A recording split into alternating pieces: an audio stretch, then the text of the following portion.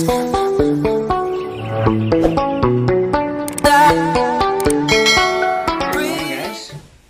it's me again, Mr. Bjorn, with my son, Bjorn Achilles.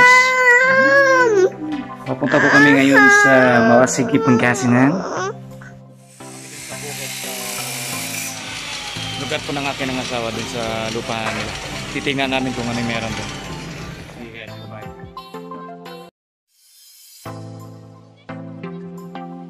Hey, what's up guys? It's me, Bjorn again. Papunta na po kami ngayon sa Malasigi, Pangasinan together with my father-in-law and my wife. Say hi.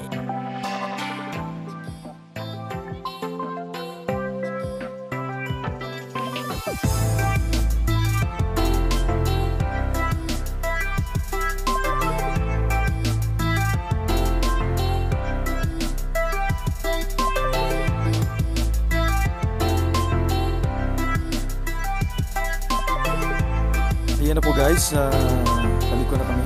Malapit na po kami ngayon sa farm sa Magahan. Guys, nandito na po kami, kaso lang baba po kami. Iiwan lang namin itong sasakyan dito sa pinsan po ni Papa. Kasi papasok po yung pupuntahan namin. Wala hektar yung lupa yun at Panggahan. Okay? Sige, labas na po kami. Okay. Bawal magpasensya ka na. Oh my God. Exercise. Kita.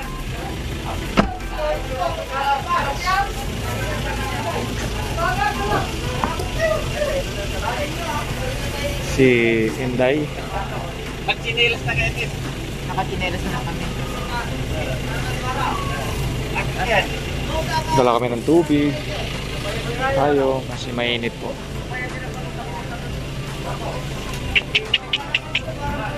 Yahoo! Lalakad kami siguro mga 10 to 15 minutes bago marating namin po yung Palayan.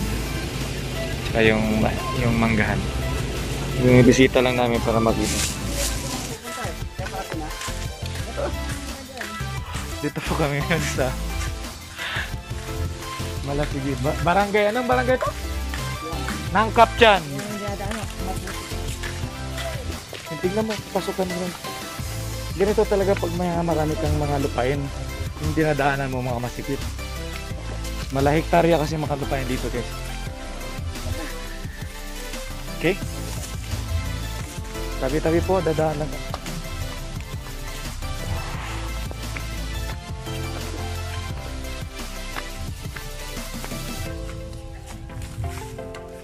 Rito guys. Pumunta na po kami ngayon sa Manggahan. Yung Palayan po sa kabilang side po. Bali, uunahan namin ito sa Palayan. Bali, kasama po yung pinsan ni Mama. Yun po yung katiwala. Papasal lang kami rito para makita lang ni Janice. Kasi almost 1 hectare din nata ang laki nata ng manggahan nila. Pero ngayon hindi season po yung mga mangga. Hindi, walang bunga. Yung shipping truck na yun ha? Ito itong mga mangga na to. Yung ano parang matigas na ngayon ang ano. Yung tatay? Hindi yan sa amin. Malayo pa. Kaya, kunting lang ata. Ay, ang ano yan? Binita ko lang. Binita ko lang. Ha? 35. Bukid nun ng pera. Tingnan mo ang kalabaw na yan. Galing bukid nun. Galing bukid nun yan. Laki oh. Tingnan mo. Anak. Tingnan mo guys. Dito may part pala ritong Palayan. Yan. Yan. Wala pa kami sa kalahati maglalakad guys. Siguro palagyan natin mga 15 minutes bago namin marating yung... Kita may mangga. Daming bunga guys. Tingnan mo. Tabi po, tabi. Ito na yun, di ba? Ganito ka.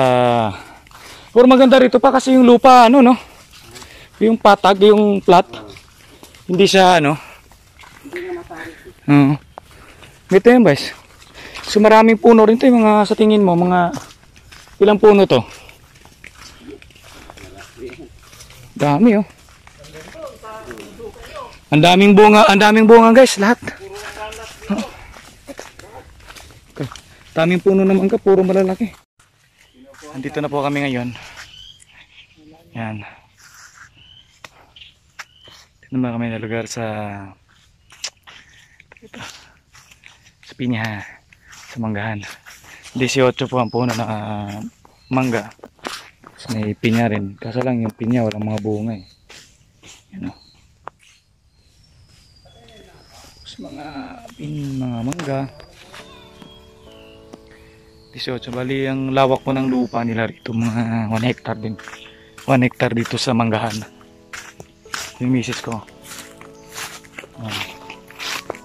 Ngayon lang kami, first time ko lang pumunta rito para makita ko lang.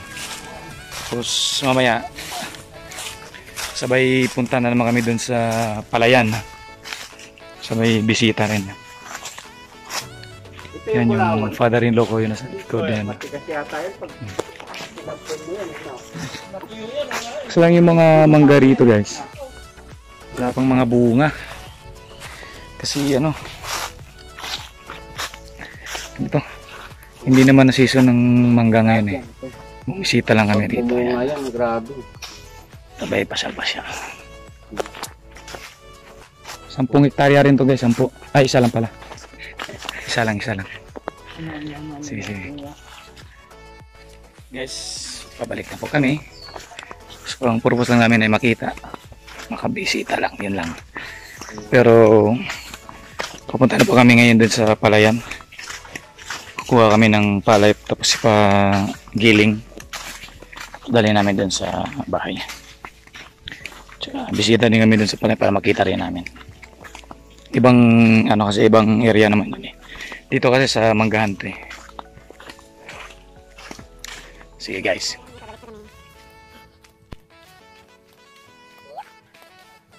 Pabalik na kami. Tingnan na namin Manggahan.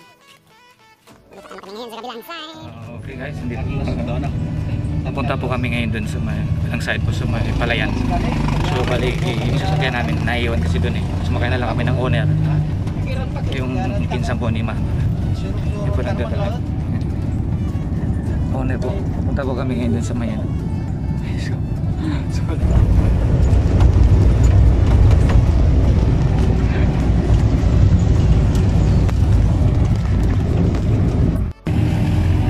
Guys,